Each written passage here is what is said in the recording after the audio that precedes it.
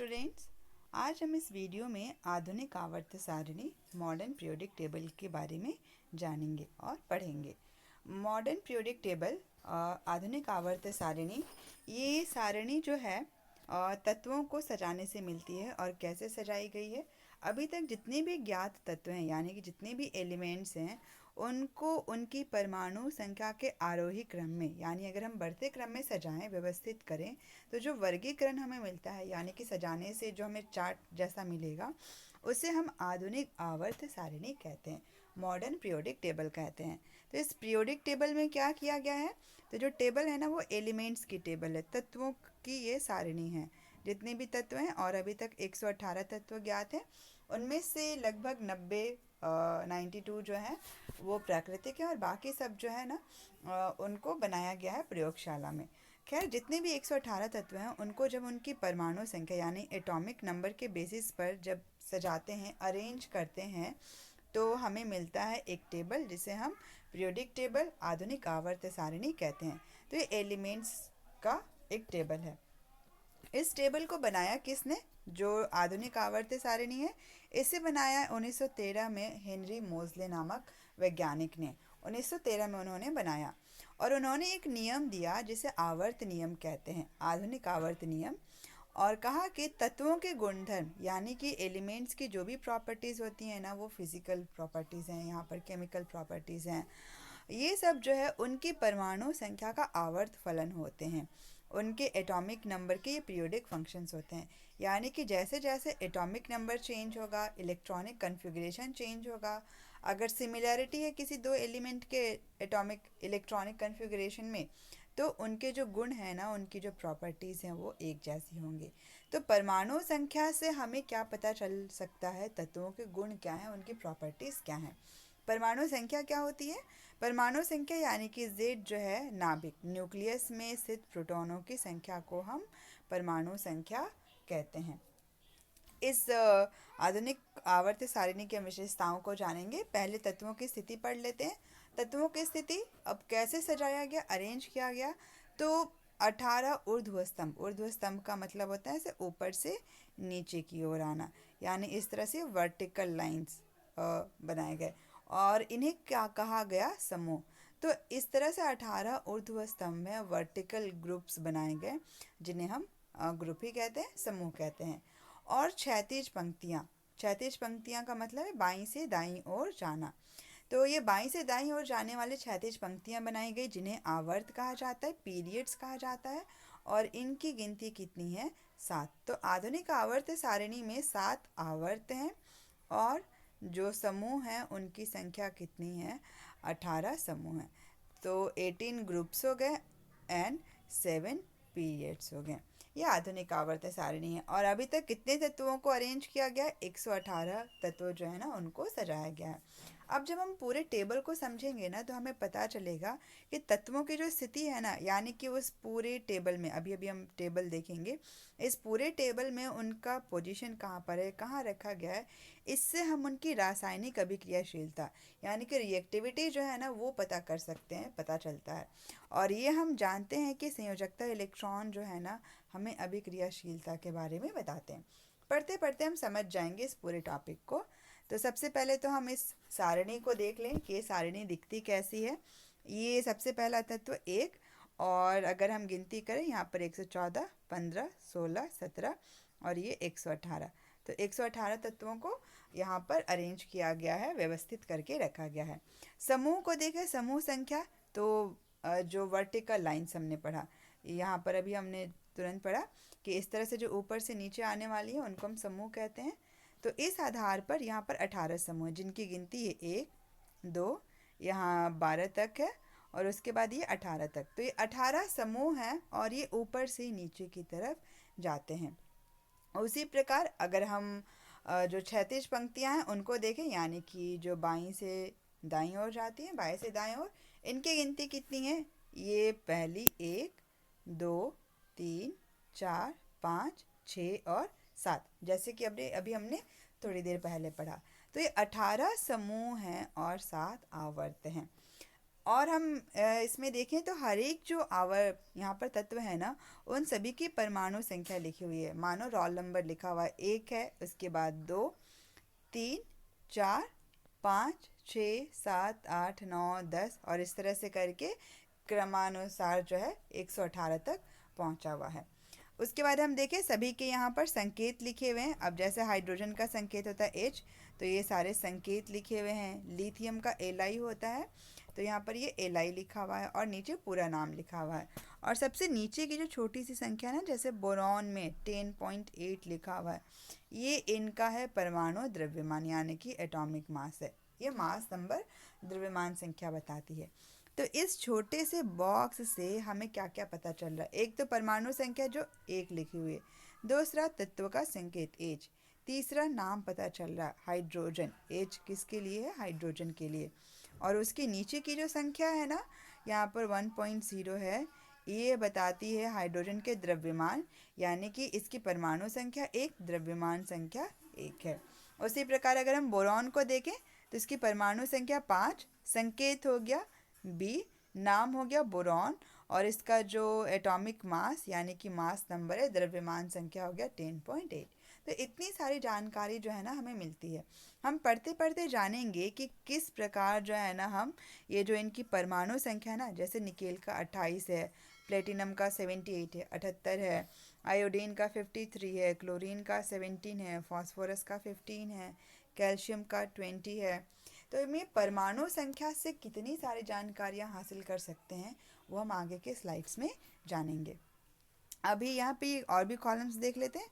धातु, यहाँ लिथियम से शुरू करके इतने सारे जो है ना, ये सारे धातु हैं यहाँ पर।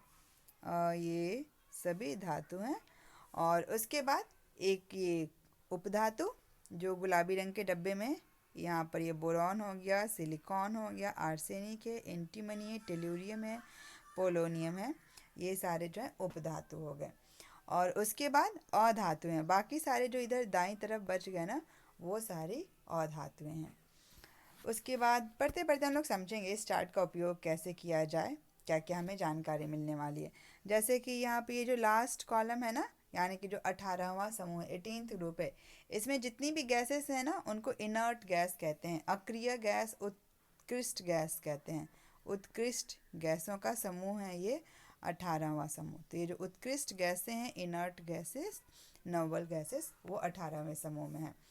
और बाकी सारे समूहों के नाम यहाँ पर दिए गए हैं। ये एक और सारणी है। ये यहाँ से लैंथेनम को अलग रखा गया, लैंथेनाइट सीरीज़ कहते हैं। यहाँ से एक्टिनियम को अलग निकाल के रखा गया, इसे एक्टिनाइट सीरीज़ कहते हैं। और ये क्यों अलग रखा गया है ना, ये हायर क्लासेस में पढ़ने को ये जानकारी मिलेगी। यहाँ पर ये जो टेढ़ी मेढ़ी लाइन है मोटी सी, ये और ये जो ब्राउन कलर से घेरा है, ये सारे जो है ना उपधातु, यानी कि जो अर्ध धातु हैं मेटेलॉइड से, उनको बताता है। बाकी इतने सारे जो है ना, अधिकांश संख्या में ये जो टेढ़ी लाइन के बाईं तरफ है, ये सारे जो हैं क्या हो गए हैं, धातु हैं।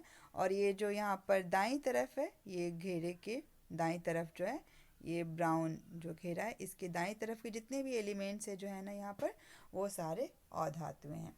तो हमें मेटल्स, नॉन मेटल्स, मेटेलॉइड्स का पोजीशन जो है ना, वो भी पता चलता है। अब पहले हम पढ़ेंगे समूह की विशेषता। समूह क्या है? ऊपर से नीचे आने वाले जो ऊर्ध्व पंक्तियां हैं, यानी कि जो वर्टिकल लाइंस बन रही है ना, उनको हम समूह कहते हैं। और इस प्रकार कितने समूह हैं? 18 समूह हैं। इसमें से हम 2 समूहों की सहायता से जो है ना पढ़ेंगे कि समूह की विशेषता क्या, यानी कि एक समूह में जो आने वाले तत्व है ना, जैसे यहाँ पे पहला समूह, इसके तत्व हैं हाइड्रोजन, लिथियम, सोडियम, पोटेशियम। इधर भी देख लेते हैं, यहाँ पर ये क्लीन करके। पहला समूह यानी कि इस तरफ है, ये बाईं तरफ, ये है यहाँ पर पहला समूह। हाइड्रोजन, लिथियम, सोडियम और पोटेशियम है। तो ये हाइड्रोजन, लिथियम, सोडियम, पोटेशियम है, रुबिडियम है, सीजियम है, फ्रांसियम है। अभी हम 4 की सहायता से जो है ना इस समूह की खासियत पढ़ेंगे। उसके बाद हम 17वां समूह फ्लोरीन, क्लोरीन, ब्रोमीन, जो इस तरफ है यहाँ देख लेते हैं, ये हैलोजेंस कहते हैं। फ्लोरीन, क्लोरीन, ब्रोमीन, इनकी सहायता से हम पढ़ेंगे आगे। तो अब ये समूह की विशेषता में हम क्या देखेंगे ना, कि अब ये विशेषता पता कैसे चलेगी। ये हमें पता चलने वाली है इनके इलेक्ट्रॉनिक कन्फिग्रेशन से पता चलने वाली है, यानी कि इलेक्ट्रॉनिक विन्यास से ये पता चलने वाला है। अब जैसे कि हम अगर हाइड्रोजन का इलेक्ट्रॉनिक विन्यास करें ना, तो ये कितना होने वाला है, 1 होने वाला है के कोश में। लिथियम का करें तो ये 2 1 होगा। सोडियम का करें तो ये 2 8 और 1 होगा। अगर हम पोटेशियम का करें तो ये 2 8 8 और 1 होगा।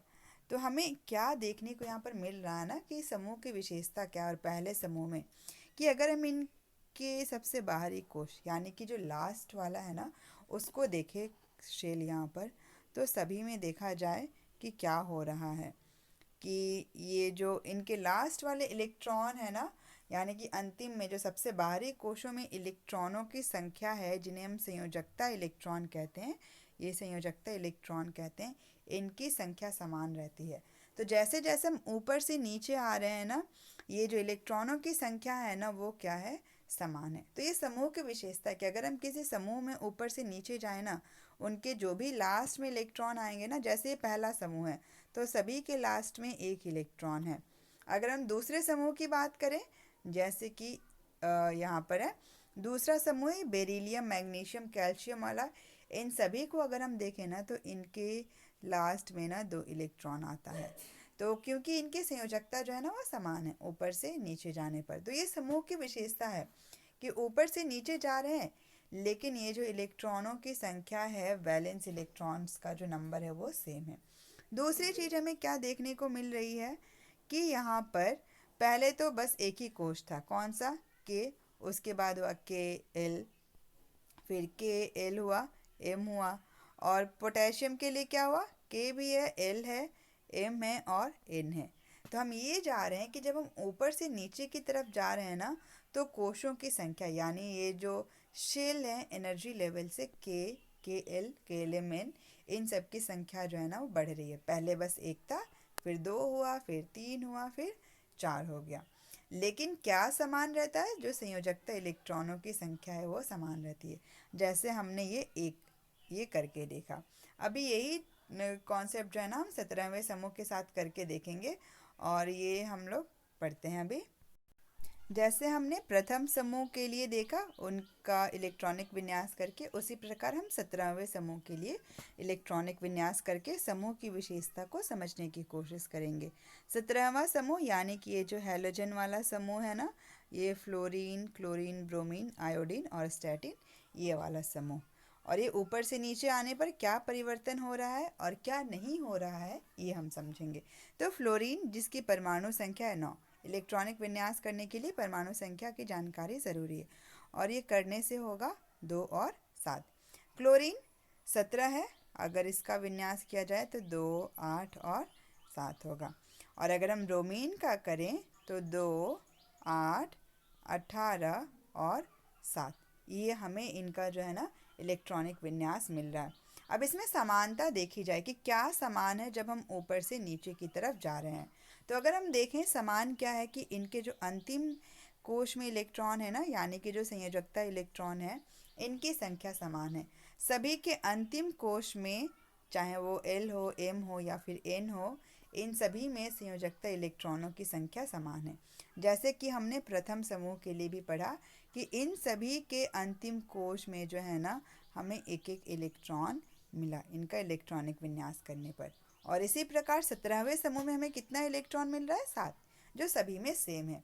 लेकिन परिवर्तन क्या हो रहा है, हम ये देख रहे हैं कि पहले बस के और एल है, उसके बाद के एल एम है, और ब्रोमीन के लिए क्या हो गया, के एल एम और एन हो गया। यानी कि जो कोश है ना, उनकी संख्या क्या हो रही है, बढ़ रही है। और ये प्रश्न भी आ सकता है कि एक समूह में जब हम ऊपर से नीचे की तरफ जाते हैं, तो संयोजकता इलेक्ट्रॉनों की संख्या पर क्या प्रभाव पड़ता है, या फिर कोशों की संख्या पर क्या प्रभाव पड़ता है। तो संयोजकता इलेक्ट्रॉनों की संख्या जो है ना, समान रहती है। और हम कैसे इसका प्रूफ देंगे, इलेक्ट्रॉनिक विन्यास करके, ये जो परमाणु संख्या है उसको बांट करके। और कोशों की संख्या पहले 2, फिर 3 हुई, फिर 4 हुई। तो ये जो कोषों की संख्या है ना वो बढ़ती है, लेकिन संयोजकता इलेक्ट्रॉनों की जो संख्या है ना वो समान रहती है। ये याद भी रखना होगा और हम लोग ऐसे इलेक्ट्रॉनिक विन्यास करके ना सभी के लिए जान सकते हैं। समूह की विशेषता पढ़ने के बाद हम जानते हैं कि आवर्त की विशेषता क्या होती है। आवर्त की विशेषता समझने के लिए हम यहाँ पर दूसरे आवर्त और तीसरे आवर्त का उदाहरण लेंगे। अब ये जो दूसरा आवर्त है ना, lithium, beryllium, boron, carbon, nitrogen, oxygen, fluorine और नियॉन, ये हम लोग इधर सारणी में देख लेते हैं। ये दूसरा समूह है, ये लिथियम, बेरिलियम, उसके बाद बोरॉन, कार्बन, नाइट्रोजन, ये सबसे लेकर नियॉन तक। और तीसरा समूह भी था उदाहरण में। तीसरा समूह मतलब ये सोडियम और मैग्नीशियम, और इस मैग्नीशियम के बाद aluminium, silicon, phosphorus, sulphur, chlorine और आर्गन। तो ये दूसरे समूह का हमने लिया उदाहरण, और ये हमने लिया दूसरे आवर्त का और तीसरे आवर्त का उदाहरण लिया है, जो हम लोग यहाँ पर समझेंगे इससे आवर्त की विशेषता। अब आवर्त की विशेषताओं को समझने के लिए ना हमें पुनः क्या करना पड़ेगा, इलेक्ट्रॉनिक विन्यास करना पड़ेगा, जिससे हमें समझ में आएगा। पहली विशेषता तो हम यहाँ पे देखते हैं कि जब हम बाईं से दाईं ओर जाते हैं ना, ये हमारा बायां तरफ हुआ और ये दायां तरफ हुआ। तो जब हम बाईं से दाईं ओर जाते हैं तो हम ये देख सकते हैं कि जो परमाणु संख्या है ना ये बढ़ रहा है। 3, 4, 5, 6, 7, 8, 9 और 10। तो जब हम बाईं से दाईं ओर जाते हैं तो परमाणु संख्या में इकाई वृद्धि होती है, यानी एक एक करके बढ़ता है। 3 में 1 की बढ़त हुई तो 4, 4 से 1 बढ़ा 5, वैसे ही 6, 7, 8, 9 और 10 की बढ़त हो रही है। अगर तीसरे आवर्त में भी देखें तो एक एक बढ़ के गिनती के जैसे ये 11, 12, 13, 14, 15, 16, 17, 18 ये वृद्धि हो रही है। तो जब हम आवर्त में बाईं से दाईं ओर जाते हैं ना तो परमाणु संख्या में क्या होती है, इकाई वृद्धि होती है। अभी संयोजकता इलेक्ट्रॉनों की भी देख लेते हैं कि इनमें इकाई वृद्धि हो रही है तो कैसे हो रही है। तो हमें सबसे पहले क्या करना होगा कि इन तत्वों के लिए ना हमें इनका इलेक्ट्रॉनिक विन्यास करना होगा। तो ये हम करके देखते हैं, कुछ तत्वों के हमें ये समझ में आ जाएगा और क्या बदल रहा है और क्या सेम रह गया है। लिथियम के लिए हमने पहले किया तो ये कितना होगा, 2 1। बेरिलियम के लिए 2 और 2। बोरॉन के लिए 2 और 3, यानी कि K में 2 इलेक्ट्रॉन और जो बच गया वो L में। कार्बन के लिए 2 और 4।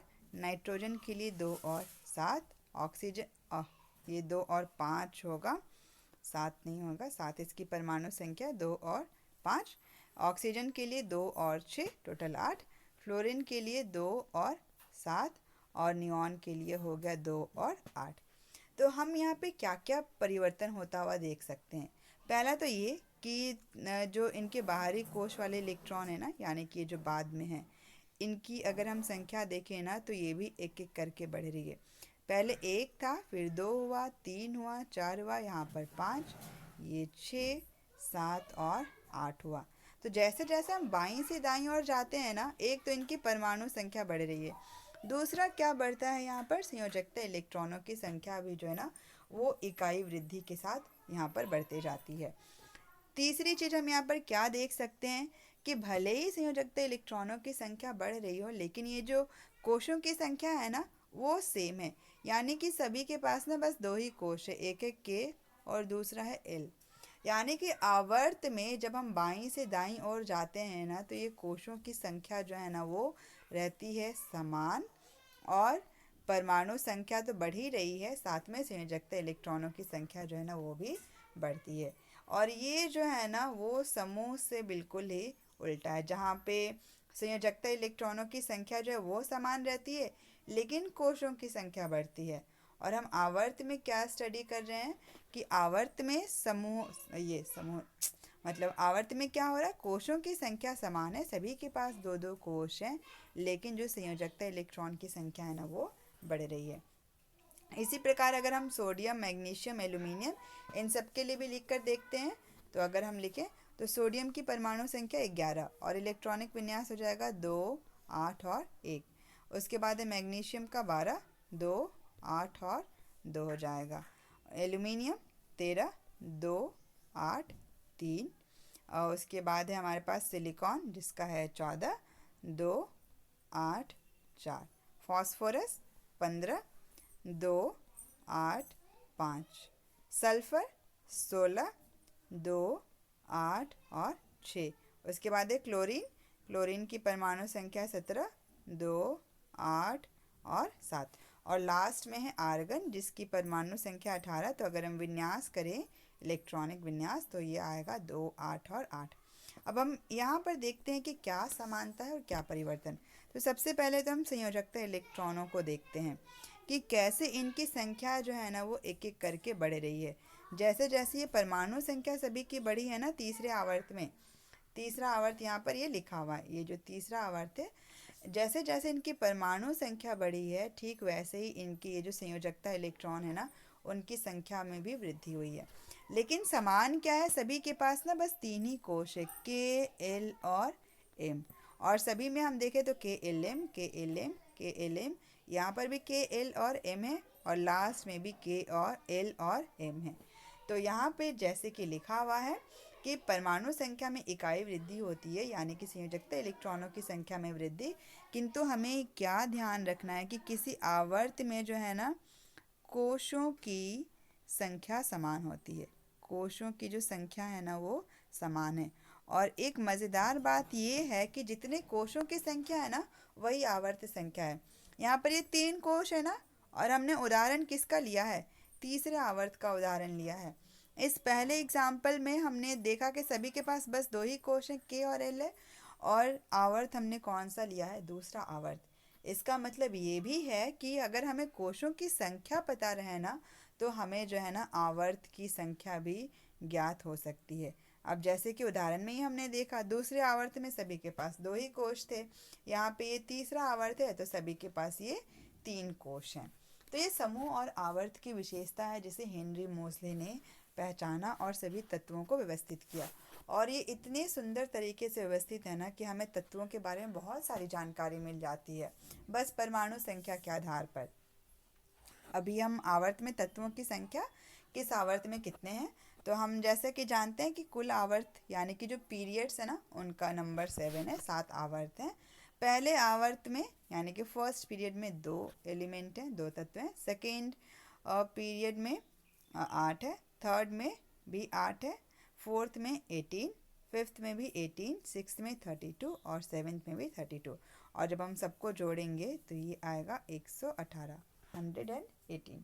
तो हर एक पीरियड में जो तत्वों की संख्या है ना यानी एलिमेंट्स का नंबर वो अलग अलग है। और पीरियड्स कितने यानी कि आवर्तों की कुल संख्या कितनी है, 7।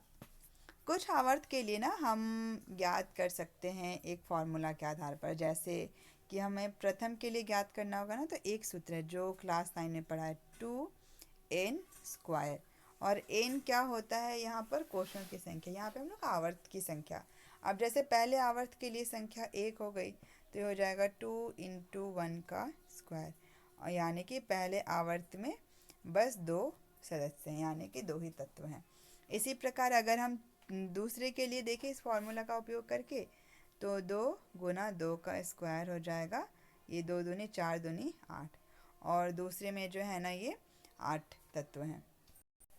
अगर हम तीसरे तत्व के लिए तीसरे आवर्त के लिए गिनती करें तो ये कितना हो जाएगा, n का मान हो जाएगा यहाँ पर 2 × 3 का स्क्वायर, और ये कितना आएगा, 18 आएगा। 3 का स्क्वायर यानी कि 3 का वर्ग करने पर 18 9, और 9 का 2 करने पर माने 2 गुना करने पर होगा 18। लेकिन तत्व कितने लिखे हुए, 8। और कारण ये है कि जैसे कि 9th में पढ़ा है ना बोर एंड बरे स्कीम में कि अगर कोई बाहरी कोश है ना तो उसमें मैक्सिमम कितने इलेक्ट्रॉन हो सकते हैं, 8। तो अधिकतम 8 इलेक्ट्रॉन होने से सबसे बाहरी कोश में तृतीय आवर्त में भी थर्ड पीरियड में भी जो है ना बस 8 ही तत्व हैं। वैसे ही हमें ये जो है बाकी हम जानेंगे कि और कौन कौन से कारण हैं जिसकी वजह से इन तत्वों की संख्या जो है ना वो अलग अलग है। अब हम पढ़ेंगे आधुनिक आवर्त सारिणी की प्रवृत्ति, यानी कि कुछ जो गुण है ना तत्वों के वो किस प्रकार बदलते हैं मॉडर्न पीरियोडिक टेबल में। तो सबसे पहले हम पढ़ेंगे संयोजकता, उसके बाद हम पढ़ेंगे परमाणु साइज के बारे में, उसके बाद हम देखेंगे कि धातुएं अधातुएं वो किस तरफ हैं और उनके गुण जो है ना वो कैसे बदलते हैं। तो सबसे पहले संयोजकता। अब संयोजकता क्या है, किसी भी तत्व की संयोजन शक्ति, संयोजन क्षमता जो है ना उसे हम संयोजकता कहते हैं। और ये हमें कैसे पता चलता है? ये हमें पता चलता है कि किसी तत्व के पास कितने संयोजकता इलेक्ट्रॉन है।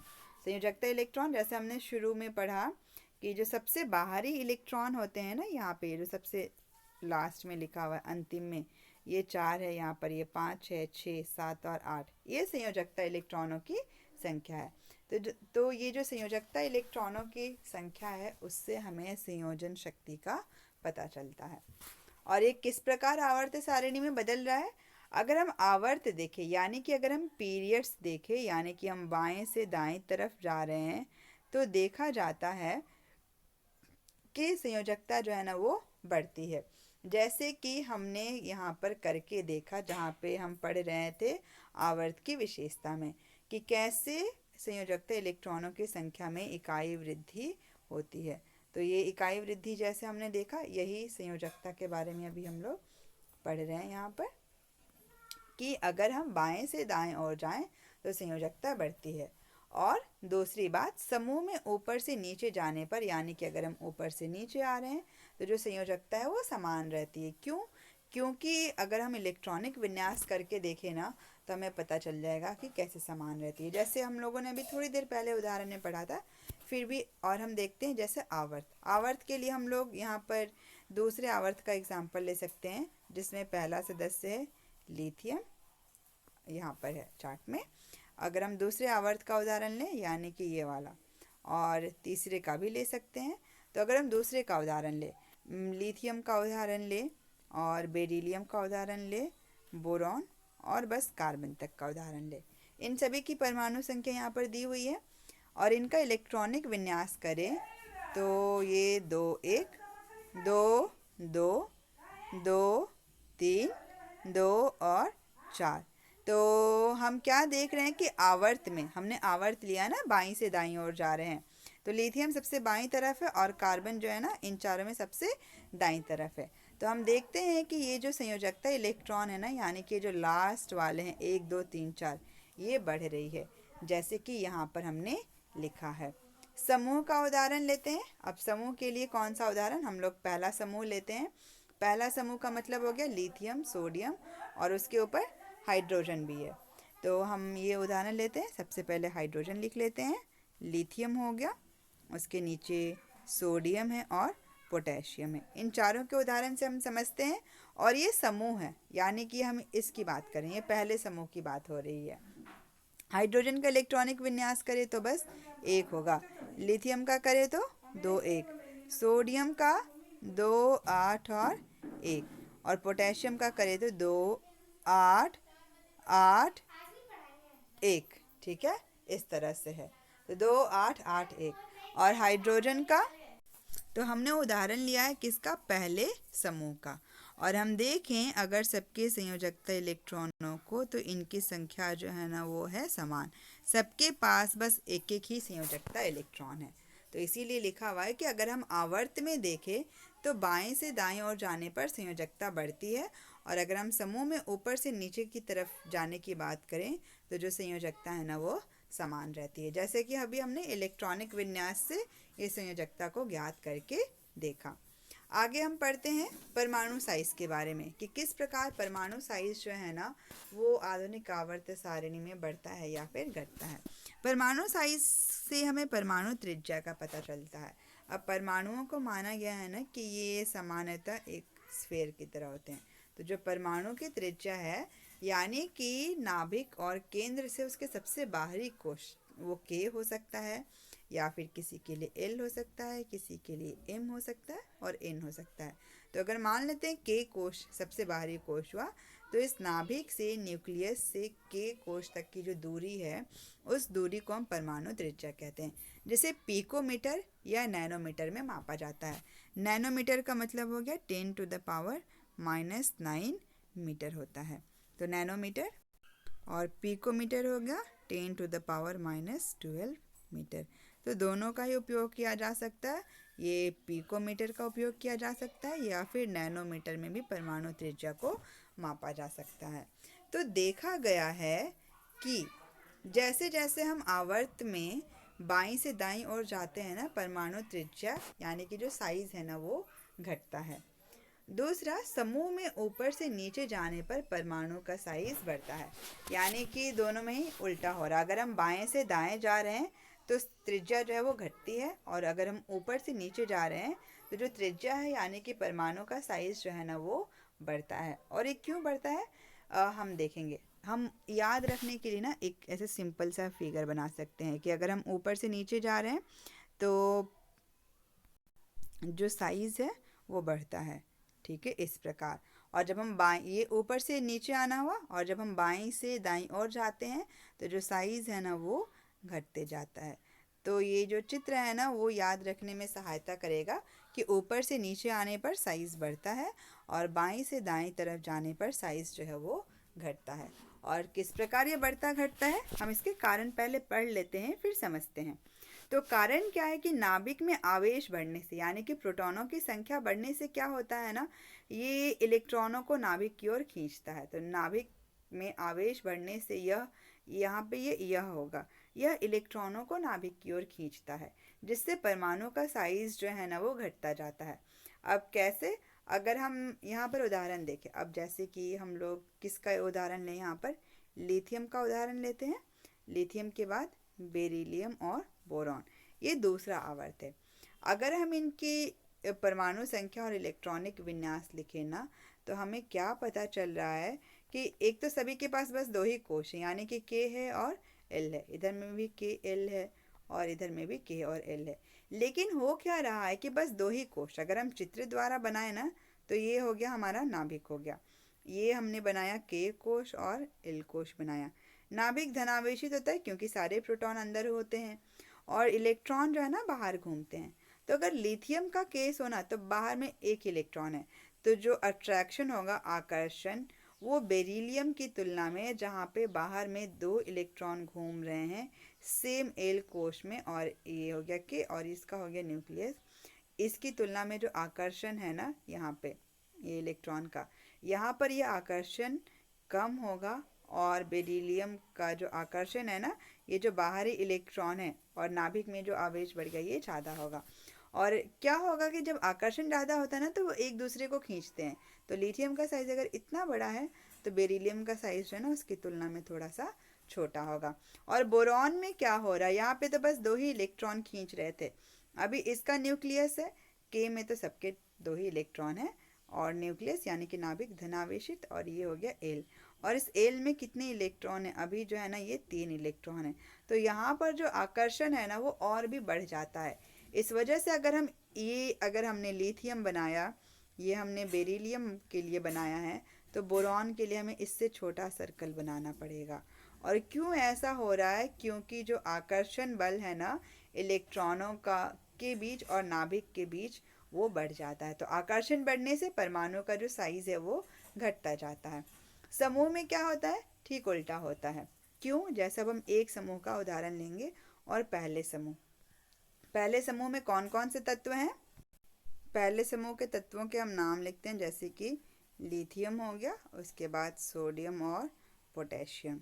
और अगर हम इनके बारे में देखें, इनका इलेक्ट्रॉनिक विन्यास करके, तो ये 2 1 2 8 और 1 2 8 8 और 1।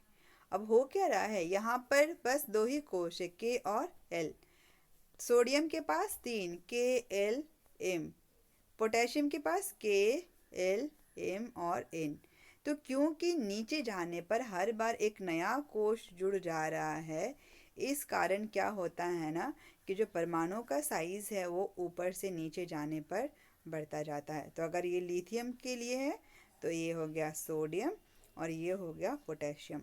और क्यों साइज बढ़ा, क्योंकि हर बार एक नया कोश, एक नया जो यहाँ पे ऑर्बिट है ना वो ऐड होते जा रहा है।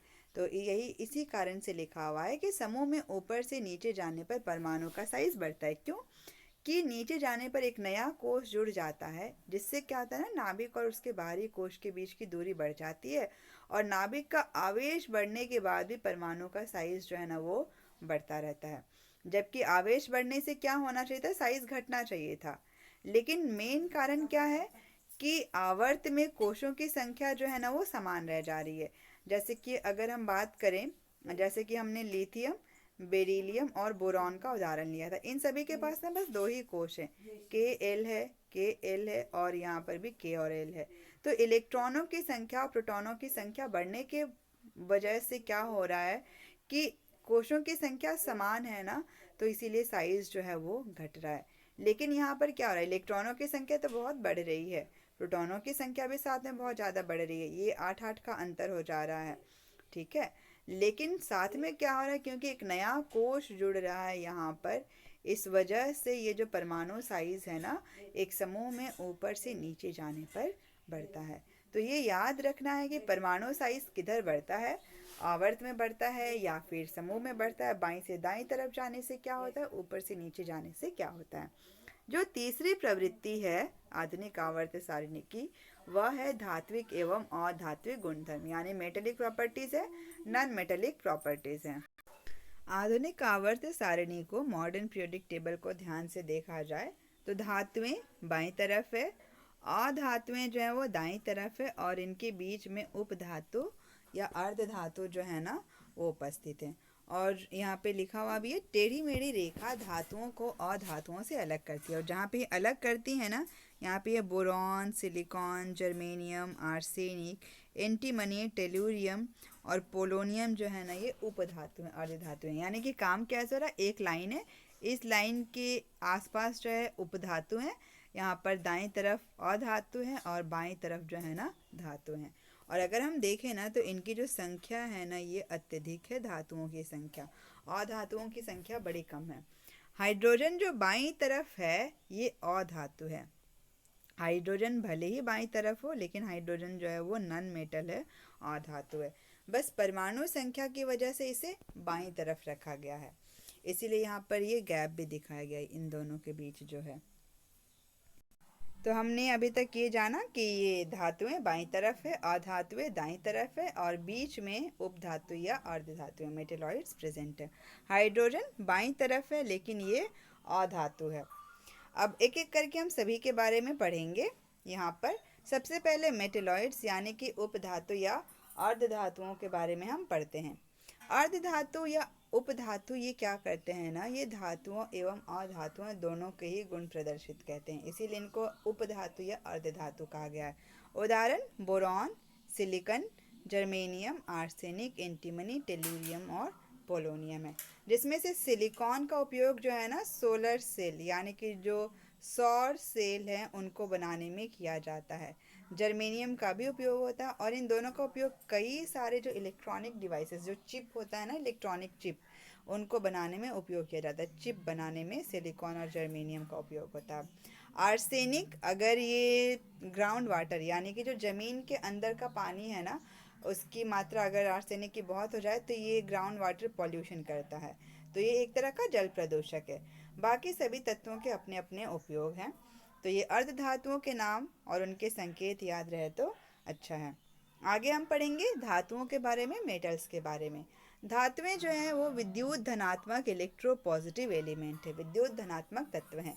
क्यों? क्योंकि ये इलेक्ट्रॉन त्यागने की प्रवृत्ति होती है इनकी, और इलेक्ट्रॉन त्यागने की वजह से, जैसे कि अध्याय 3 में हमने पढ़ा है कि धातुएं इलेक्ट्रॉन देती हैं और अधातुएं इलेक्ट्रॉन लेती हैं, तो इलेक्ट्रॉन त्यागने की वजह से इनके ऊपर धन आवेश, पॉजिटिव चार्ज जो है ना वो डेवलप होता है, इसीलिए इनको इलेक्ट्रोपॉजिटिव एलिमेंट कहते हैं।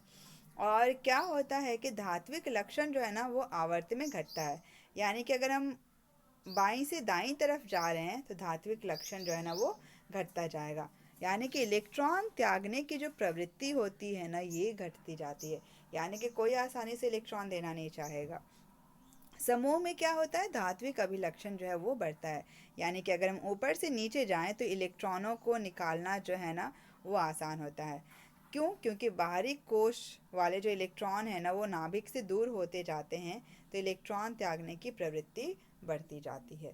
तो याद रखना है हमें क्या, कि आवर्त में धात्विक लक्षण बाईं से दाईं तरफ जाने से घटता है, और अगर हम ऊपर से नीचे की तरफ जाएं तो धात्विक लक्षण जो है ना वो समूह में बढ़ता है। जैसे कि यहाँ पर जैसे कि हम यहाँ पर देख सकते हैं, हाइड्रोजन को हटाने के बाद ये lithium, sodium, potassium, rubidium, caesium, अगर इन सब में से पता करना हो, ऊपर से हम नीचे जा रहे हैं पहले समूह में कि सबसे ज़्यादा धात्विक लक्षण किसका है, तो सीजियम तक में हमें सबसे ज़्यादा धात्विक लक्षण जो है ना वो सीजियम का मिलने वाला है। यानी बात ये है कि अगर हम सबकी तुलना करें कि ये लिथियम, सोडियम, पोटेशियम, रुबीडियम, इन सब में से आसानी से इलेक्ट्रॉन कौन त्याग करेगा, तो सबसे बड़ा दानवीर है यहाँ पर सीजियम। ये सीजियम जो है ना वो आसानी से इलेक्ट्रॉन जो है वो त्याग करने वाला है। और इन सभी में सबसे ज़्यादा मुश्किल से इलेक्ट्रॉन देने वाला है लिथियम। तो जैसे जैसे हम नीचे जाते हैं समूह में धात्विक लक्षण बढ़ता है। क्यों? क्योंकि इलेक्ट्रॉन त्याग करने की जो क्षमता है ना वो भी बढ़ जाती है, यानी कि इलेक्ट्रॉन आसानी से निकल जाते हैं। और यहाँ पर कारण लिखा हुआ है। कारण जैसे जैसे हम नीचे जाते हैं ना इलेक्ट्रॉन और नाभिक इनके बीच की दूरी बढ़ते जाती है तो भागना आसान होता है। वहीं पर अगर हम इनके आवर्त में देखें, आवर्त में क्या होता है, क्योंकि कोशों की संख्या समान है ना और इलेक्ट्रॉनों की संख्या बढ़ रही है, तो जब हम बाईं से दाईं तरफ जाते हैं ना तो इलेक्ट्रॉन त्याग करना मुश्किल होते जाता है। इसीलिए अगर हम पहले ने यहाँ पे दूसरे आवर्त में देखें, लिथियम को देखें, बेरिलियम को देखें, बोरॉन देखें, कार्बन देखें, तो बस यही दो धातुएं हैं, यानी कि बस यही इलेक्ट्रॉन लूज करके त्याग करके ना धन आवेशित हो सकती हैं। बोरॉन तो उपधातु हो गया और कार्बन क्या है, अधातु होता है जो इलेक्ट्रॉन ले ऐसे देना लेना तो नहीं, कार्बन की अलग ही प्रवृत्ति होती है, अलग गुण होता है। तो इलेक्ट्रॉन त्यागने की जो क्षमता है ना वो बाईं से दाईं ओर जाने पर घटते जाती है और यही कारण है कि जो धात्विक लक्षण है ना वो आवर्त में घटता है।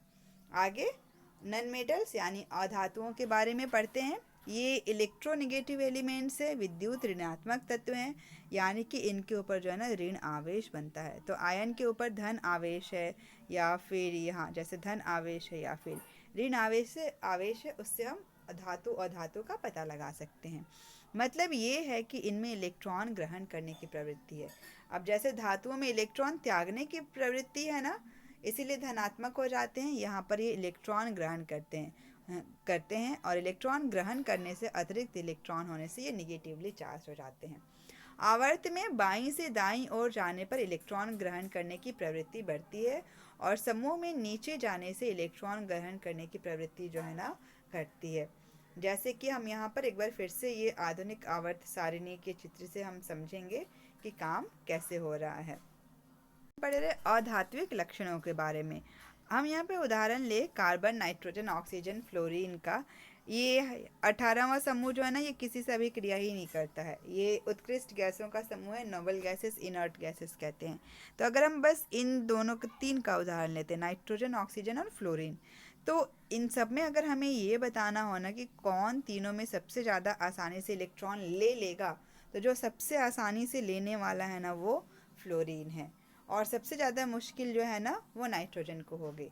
तो क्योंकि इलेक्ट्रॉन ग्रहण करने की क्षमता जो है ना वो बाईं से दाईं ओर जाने पे बढ़ रही है, तो अधात्विक गुण जो है ना वो भी बाईं से दाईं जाने पर, यानी कि आवर्त में क्या होता है, अधात्विक लक्षण जो है ना वो बढ़ता है। अब अगर हम 17वें समूह की बात करें, यानी कि फ्लोरीन हो गया, उसके बाद है क्लोरीन, ये क्लोरीन हो गया, फ्लोरीन, क्लोरीन, और उसके बाद ब्रोमीन की बात करें, इन सब में से आसानी से कौन इलेक्ट्रॉन ग्रहण करेगा, तो सबसे आसानी से इलेक्ट्रॉन ग्रहण करने वाला तत्व है फ्लोरीन। यानी कि जो मोस्ट इलेक्ट्रोनेगेटिव यहाँ पर एलिमेंट हो गया ना वो हो गया फ्लोरीन। ये सबसे ज़्यादा आसानी से इलेक्ट्रॉन ग्रहण करने वाला है। तो बाईं से दाईं ओर जाने पर इलेक्ट्रॉन ग्रहण करने की क्षमता बढ़ती है और ऊपर से नीचे आने पर इलेक्ट्रॉन ग्रहण करने की क्षमता जो है ना घटती है। और ये ठीक उल्टा है धातुओं के बारे में हमने जो पढ़ा उससे। तो क्या होता है कि आवर्त में बाईं से दाईं ओर जाने पर इलेक्ट्रॉन ग्रहण करने की प्रवृत्ति बढ़ती है और समूह में नीचे जो है इलेक्ट्रॉन ग्रहण करने की प्रवृत्ति घटती है। अंतिम बात इस सारिणी और धातुओं अधातुओं के बारे में कि धातुओं के ऑक्साइड क्षारकीय होते हैं और अधातुओं के ऑक्साइड अम्लीय होते हैं, यानी कि इनका पीएच मान 0 से 7 के बीच में होगा और इनका पीएच मान जो है ना 7 से 14 के बीच में होगा। साथ में ये भी याद करने की कोशिश करें कि अधातुएं अगर अम्लीय हैं तो ये कौन से लिटमस का रंग बदलने वाली हैं, ये नीले लिटमस का रंग बदल के लाल करेंगे या फिर क्षार जो है वो लाल लिटमस को बदल के नीला करने वाला है, ये भी साथ में याद रखना है। आगे अंतिम जो हम पढ़ेंगे वो यह है कि हम कैसे आवर्त संख्या ज्ञात करें और किस प्रकार हम समूह संख्या ज्ञात करें, जो हमने बीच बीच में सीखा भी है। अब जैसे मान लेते हैं कोई तत्व है लिथियम और उसकी हमें ना आवर्त संख्या ज्ञात करनी है और साथ में हम समूह संख्या भी ज्ञात करना सीख लेंगे, ये दोनों ही साथ साथ सीखेंगे। तो इसके लिए ना हमें बस परमाणु संख्या याद रखना ज़रूरी है, जैसे कि लिथियम के लिए 3 है और इलेक्ट्रॉनिक विन्यास करना आना चाहिए।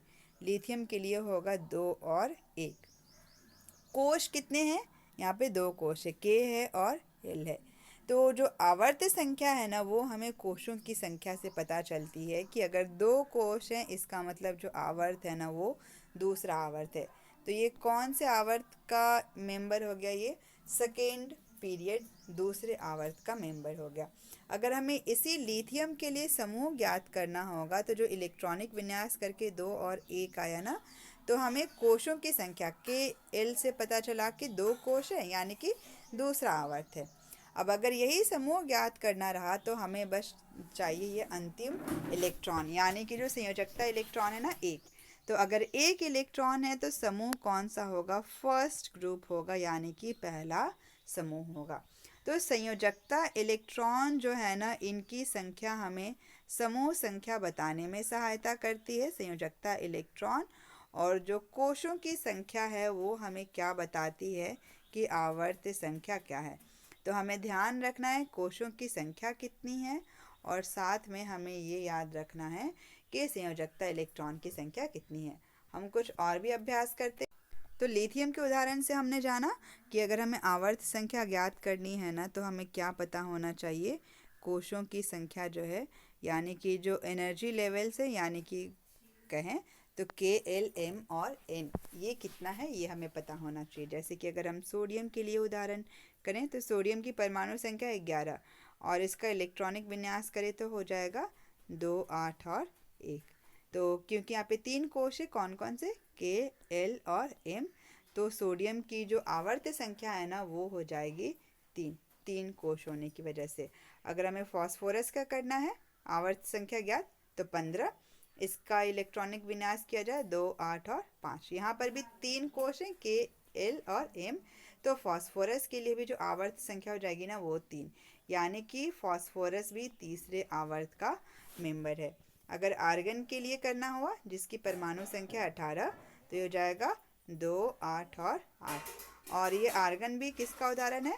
तीसरे आवर्त का उदाहरण है। अगर हाइड्रोजन का करना हुआ तो हाइड्रोजन की परमाणु संख्या 1, इलेक्ट्रॉनिक विन्यास करें तो 1, कोश कितना है? बस एक ही एक के।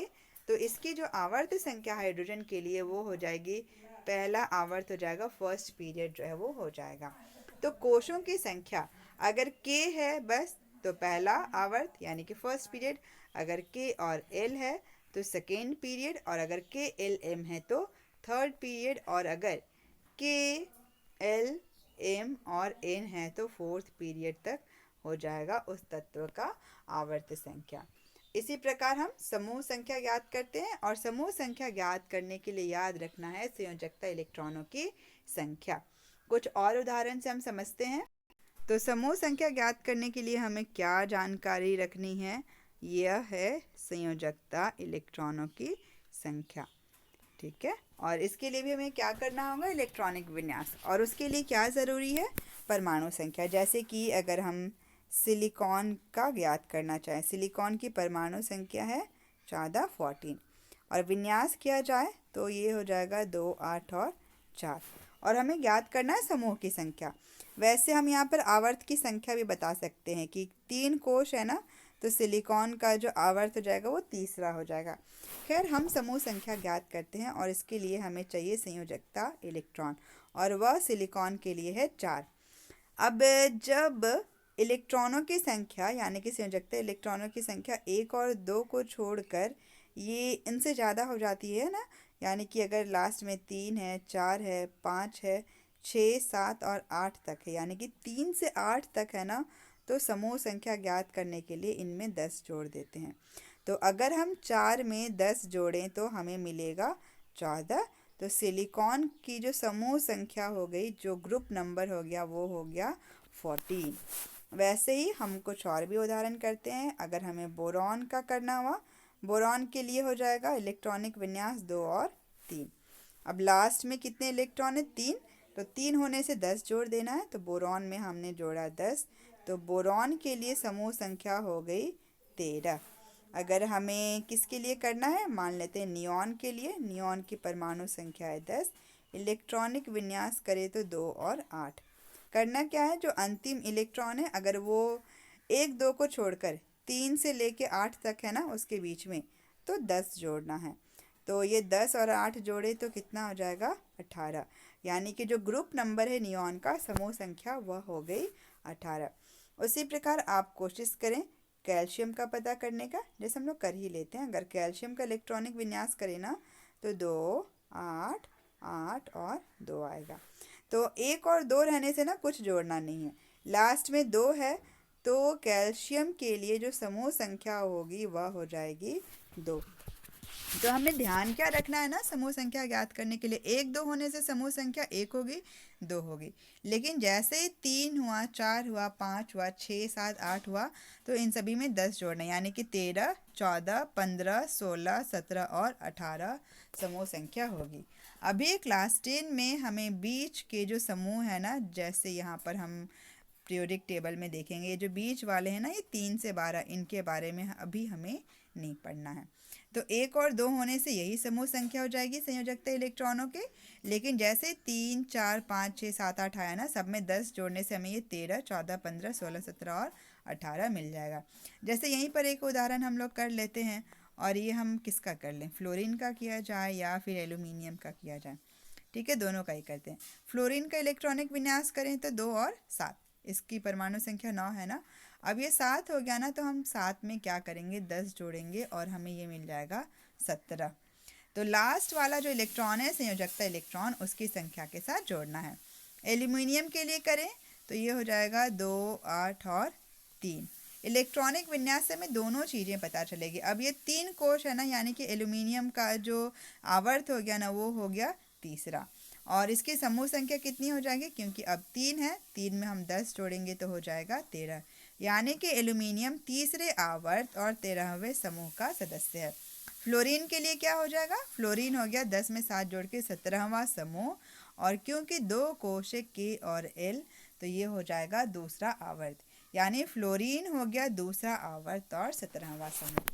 तो जो इलेक्ट्रॉनिक विन्यास है ना, वो हमें बहुत सहायता करती है किसी भी तत्व की आवर्त संख्या ज्ञात करने में, और हमें समूह संख्या ज्ञात करने में सहायता करती है। और यही संयोजकता इलेक्ट्रॉनों की जो संख्या है ना, वो हमें किसी तत्व की रिएक्टिविटी, यानी कि वो कितना रिएक्टिव है, उसे भी जस समझने में, अभिक्रियाशीलता को समझने में सहायता करता है। जैसे कि अगर हम देखें ना, सोडियम के पास जो संयोजकता इलेक्ट्रॉनों की संख्या है ना, 1 है, 2 8 है, सबसे लास्ट में 2 1 है। अगर हम कैल्शियम के लिए देखें तो इसके लास्ट में 2 आता है, जैसे कि अभी हमने यहाँ पर किया है ये कैल्शियम के लिए। तो संयोजकता इलेक्ट्रॉन अगर सोडियम के पास 1 है ना, तो इस 1 इलेक्ट्रॉन का निकलना आसान है, और कैल्शियम के पास 2 है, उसका निकलना थोड़ा मुश्किल है। इसीलिए सोडियम जो है ना, वो कैल्शियम से ज़्यादा रिएक्टिव होता है, ज़्यादा अभिक्रियाशील होता है। वैसे अगर हम और धातुओं में उदाहरण देखें ना, ऑक्सीजन के लिए और फ्लोरीन के लिए, तो ऑक्सीजन के पास बाहर में 6 इलेक्ट्रॉन है संयोजकता इलेक्ट्रॉन, फ्लोरीन में 7 है। 8 करने के लिए इसको 2 और चाहिए, और फ्लोरीन के लिए 1 चाहिए। और 1 इलेक्ट्रॉन जो है ना, वो ग्रहण करना आसान होता है। इसी कारण क्या है ना, फ्लोरीन जो है वो ऑक्सीजन की तुलना में ज़्यादा अभिक्रियाशील होता है, ज़्यादा रिएक्टिव होता है। तो संयोजकता इलेक्ट्रॉन जो है ना, वो हमें जानने में सहायता करते हैं अभिक्रियाशीलता, साथ में समूह संख्या, आवर्त संख्या और अन्य जानकारियाँ समझने में सहायता करते हैं। तो कुल मिलाकर हमने ये समझा कि कैसे हेनरी मोज़ले के द्वारा जो बनाया हुआ ये आधुनिक आवर्त सारिणी है ना, ये हमें तत्वों को आसानी से समझने में सहायता करता है, और ये उनका बहुत बड़ा योगदान है केमिस्ट्री के लिए, जो हमें याद रखना है।